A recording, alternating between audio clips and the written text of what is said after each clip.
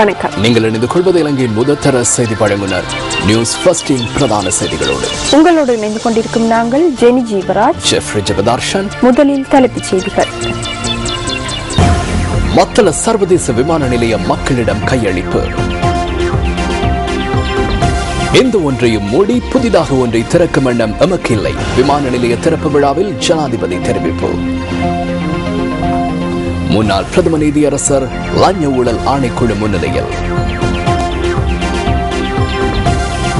கடும் விஷத்துடன் கூடிய தேளினம் நாடளாவிய ரீதியில் பரவும் அபாயம்.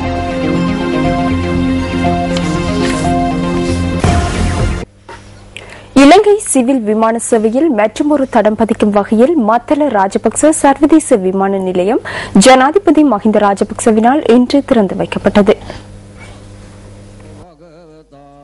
உள்நாட்டு பொறியியலாளர்களின் திறமையை பயன்படுத்தி நவீன வசதிகளுடன் கூடியதாக நிர்மாணிக்கப்பட்டுள்ள மத்தள ராஜபக்ச சர்வதேச விமான நிலையத்தை திறந்து வைப்பதற்காக இன்று முற்பகல் ஜனாதிபதி ஸ்ரீலங்கன் விமான நிறுவனத்திற்கு சொந்தமான சிடி ஆஃப் மாகம் ருகுணபுர விமானத்தின் மூலம் மத்தளைக்கு வருகை தந்தார். மகா சங்கத்தினர் பிரித் ஓதி ஆசி வழங்க ஜனாதிபதி உள்ளிட்ட குழுவினர் விமானத்தில் இருந்து தரையிறங்கினர்.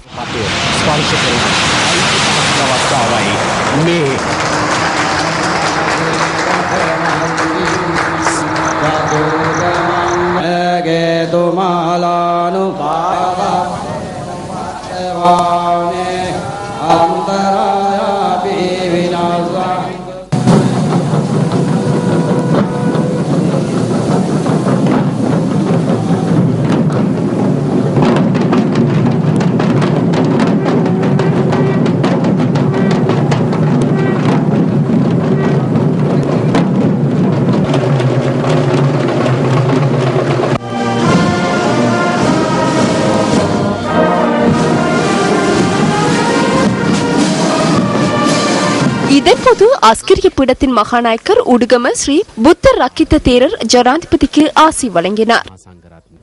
அதனைத் தொடர்ந்து விமான நிலையத்தின் நினைவு பலகையை ஜனாதிபதி திரை நீக்கம் செய்தார்.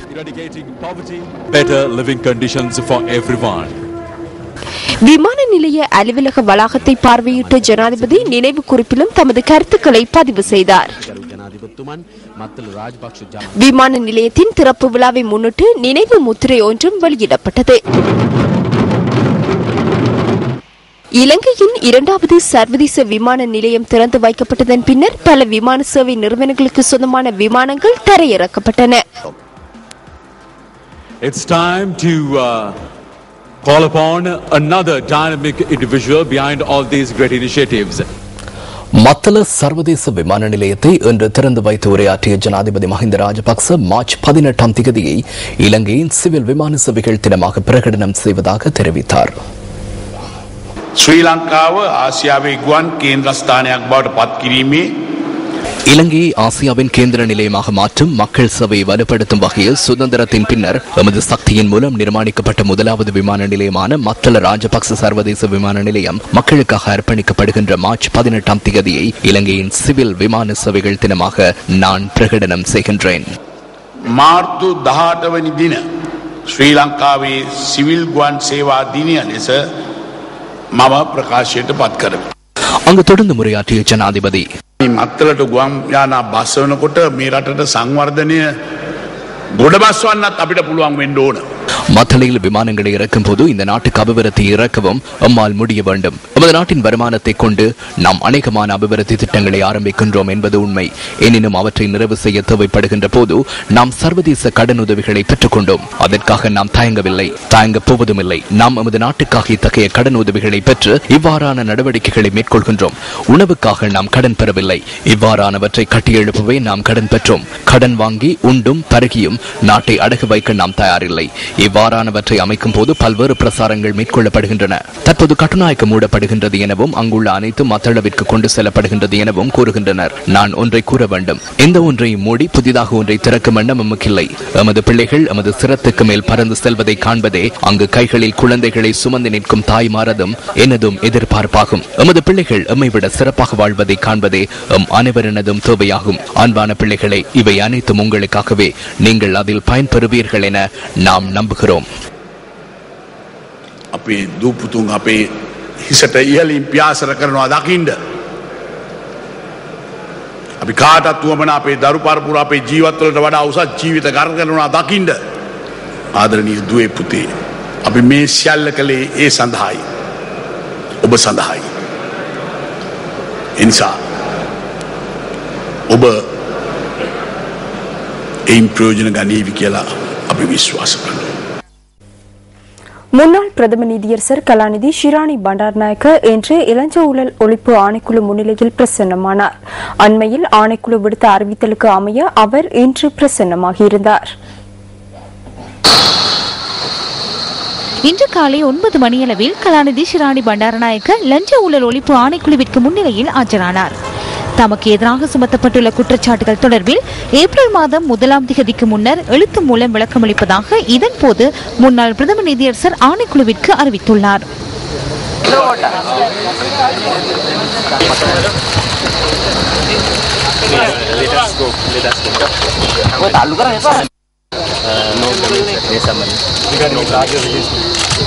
No comments at all. We can't even comment.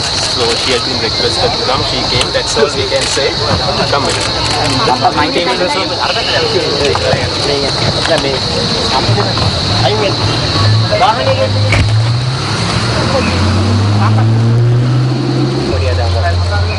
No comments, please. இதேவேளை முன்னாள் பிரதம நீதியரசருக்கு ஆதரவாக லஞ்ச ஊழல் ஒழிப்பு ஆணைக்குழு முன்பாக இன்று அமைதியான முறையில் கவனஈர்ப்பு போராட்டம் நடத்தப்பட்டது.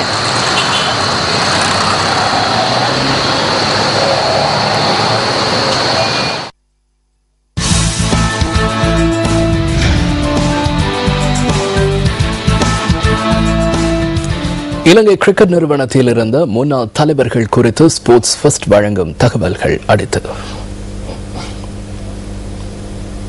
1996ஆம் ஆண்டு இலங்கை கிரிக்கெட் வரலாற்றில் ஒரு வெற்றிகரமான வருடமாகும். இலங்கை கிரிக்கெட் கட்டுப்பாட்டு சபையில் அன்றிருந்த தலைவரான ஆனா புஞ்சேவாவின் 5 வருட கால நீடிப்பு என்ற மரம் நடப்பட்ட ஆண்டு அது.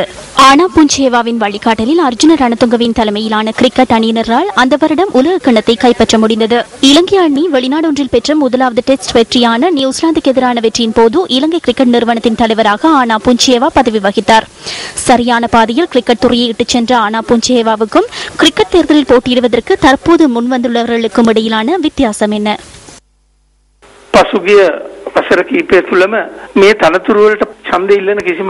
கடந்த சில வருடங்களாக தேர்தலில் போட்டியிடும் எவரும் பிரதேச வாக்களிடம் வாக்குகளை கேட்கும் பழக்கம் இருக்கவில்லை. அவர்கள் நாட்டின் தலைவர்களிடமே வாக்குகளை கேட்கின்றனர். நாட்டில் உள்ள அரசியல்வாதிகளிடமே வாக்குகளை கேட்கின்றனர். அவர்களின் ஊடாகவே ஒவ்வொரு தடவையும் இவர்கள் அதிகாரத்துக்கு வருவதற்கு முயற்சிக்கின்றனர். இன்று தலைவர் முதல் அனைவரும் அரசாங்கத்தின் ஆதரவுடனேயே அதிகாரத்துக்கு வந்துள்ளனர். இறுதியில் அவர்கள் என்ன செய்கின்றனர்? அவர்களை தெரிவு செய்வதற்கு கடனை செலுத்துவதற்கு காலத்தை செலவிடுகின்றனர். இதனால் கிரிக்கெட் விளையாட்டு வீணடிக்கப்பட்டு விட்டது.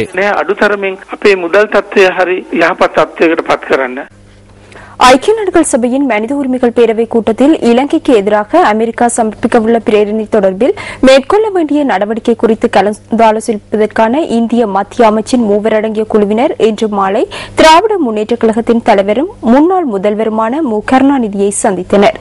மு கருணாநிதியுடனான இந்த சந்திப்பில் மத்திய அமைச்சர்களான பி சிதம்பரம், ஏ.கே. அந்தோணி மற்றும் குலாம் நபி ஆசாத் ஆகியோர் கலந்து கொண்டதாக இந்திய ஊடகங்கள் செய்தி வெளியிட்டுள்ளன. ஐநா மனித உரிமைகள் பேரவையில் சமர்ப்பிக்கப்பட உள்ள பிரேரணையில் சில திருத்தங்களை மேற்கொண்டு அதனை இந்தியா ஆதரிக்க வேண்டும் என்று வலியுறுத்தியுள்ள திராவிட முன்னேற்றக் கழகம் தமது கோரிக்கை நிறைவேற்றப்படாத பட்சத்தில் மத்திய கூட்டணி அரசாங்கத்திலிருந்து விலக நேரிடும் என ஏற்கனவே எச்சரிக்கை விடுத்திருந்தது. இந்த நிலையில் பிரதமர் கலாநிதி மன்மோகன் சிங் உள்ளிட்ட கட்சியின் மூத்த தலைவர்களுடன் நேற்று அவசர ஆலோசனை நடத்திய காங்கிரஸ் கட்சியின் தலைவர் சோனியா காந்தி குறித்த அமைச்சர்கள் குழுவை சென்னைக்கு அனுப்பி வைத்திருந்தமை குறிப்பிடத்தக்கது. ஐக்கிய நாடுகளின் மனித உரிமைகள் பேரவை கூட்டத்தொடரில் இலங்கைக்கு எதிராக அமெரிக்கா சமர்ப்பிக்க உள்ள பிரேரணை தொடர்பில் செயற்பட வேண்டிய விதம் குறித்து ஆலோசனை வழங்குவதற்காக ஐக்கிய நாடுகளுக்கான இந்தியாவின் நிரந்தர பதிவிட பிரதிநிதி மீண்டும் இந்தியாவிற்கு அழைக்கப்பட்டுள்ளார்.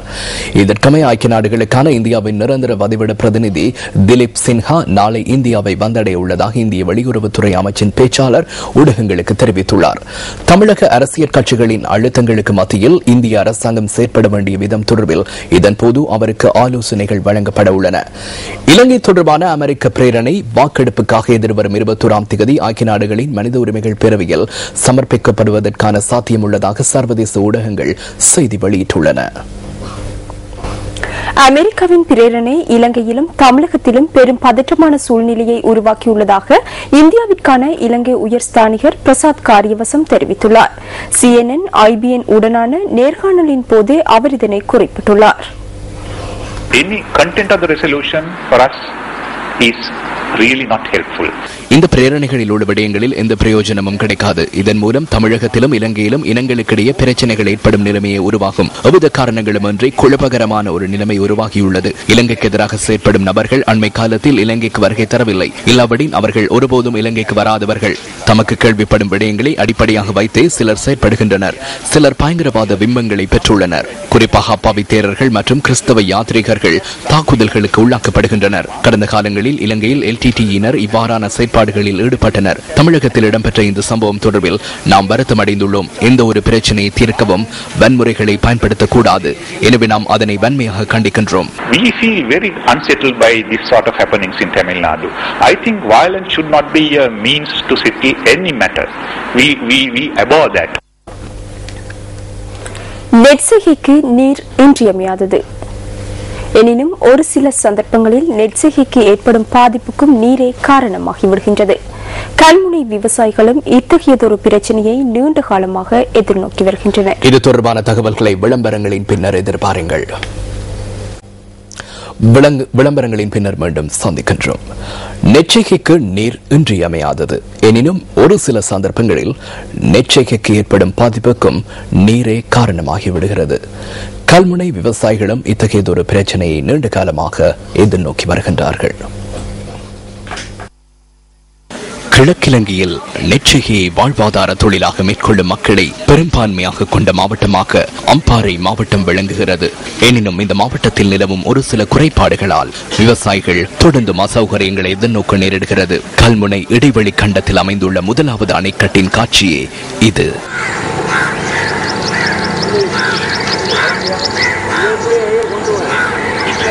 இந்த அணைக்கட்டிற்கு பல வருடங்களாக வான்கதவுகள் இன்மையால் 1000 ஏக்கருக்கும் மேற்பட்ட வயற்பரப்பில் வேளாண்மை செய்ய முடியாமல் போயுள்ளது.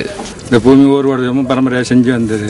இந்த நியாப் திட்டத்துகளையும் மீளெழுச்சி திட்டங்களையும் அபிவிருத்தி என்ற போர்வையில் இந்த பல்லாத மாவடிப்பள்ளியிலிருந்து தோண்டிக்கொண்டு இந்த மதுரை மரத்தடைய புற்றிக்காக அதுக்கு அங்கே திடல் பார்த்ததால இந்த விபத்து ஏற்படுது. இந்த தண்ணி விபத்து ஏற்படுது.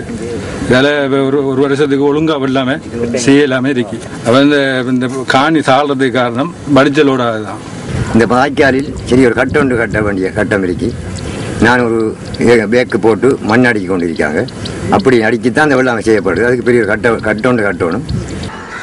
வான்கதவுகள் இல்லாத நிலையில் ஆற்று நீரில் தீவு கண்டம், கல்முனை கண்டம் ஆகியவற்றின் 1700 ஏக்கருக்கும் மேற்பட்ட ஏக்கர் வயற்காணிகள் மூழ்கி காணப்படுகின்றன. சின்ன ஒரு மழை பெய்யுதுண்டா வயலுக்கு வந்தாளுது. முதல் இருந்த நிலை இப்போ இல்லை. எங்களுக்கு குளத்தை தோண்டித்தாரன்னு சொன்னாங்க, அதுவும் தோண்டித்தர இல்லை. மற்ற துரிசீரன்றதுக்கு 2 கோஸ்வேயையும் கதவு போட்டு தரும்படி நியா ப்ராஜெக்டில் இருக்குது. பெரிய ரேடியல் கேட் போட்டு தருவோம் என்று சொன்னாங்க. அந்த ரேடியல் கேட் தேவையில்லை எங்களுக்கு. சும்மா கேட் கூட போட்டு இத்த வரைக்கும் போட்டு தரல. அந்த காசு இல்லைன்னு தான் சொல்கிறாங்க. ஆனால் இந்த குளத்தில் உள்ள சல்வினியா அது இது எல்லாத்தையும் அள்ளி கொண்டிருக்கிறாங்க. அதுக்கு காசு இருக்குது, இதுக்கு காசு இல்லைன்னு சொல்கிறாங்க. இந்த பிரச்சினை தொடர்பில் அதிகாரிகள் அசம்பந்த போக்குடன் செயற்படுவதாகவும் விவசாயிகள் கவலை வெளியிடுகின்றனர். இது சம்பந்தமாக எவ்வளவு அதிகாரிகளிடம் முறையிட்டும் இந்த எவ்வளவு முக்கியமான நிர்வாகிகள் மூலம் அறிவிக்கப்பட்டும் இதுவரைக்கும் எந்த நடவடிக்கையும் எடுக்கப்படாமல் இருக்கின்றது. இதனால் ஒருபோதும் கூட இந்த விவசாயிகளுக்கு இந்த பகுதியில் வேளாண்மை செய்யக்கூடிய நிலைப்பாடு காணப்படாமல் இருந்து கொண்டிருக்கின்றது. நாட்டின் பசியை போக்குவதற்கு வியர்வை சிந்தி உழைக்கும் விவசாயிகள் எதிர்நோக்கும் பிரச்சனைகள் தீர்க்கப்படாமை கவலைக்குரிய விடயமாகும். கல்முனை இடைவெளி கண்டத்தில் அமைந்துள்ள முதலாவது அணைக்கட்டிற்கு இனியேனும் அணைக்கட்டுகள் அமைத்துக் கொடுக்கப்படுமா?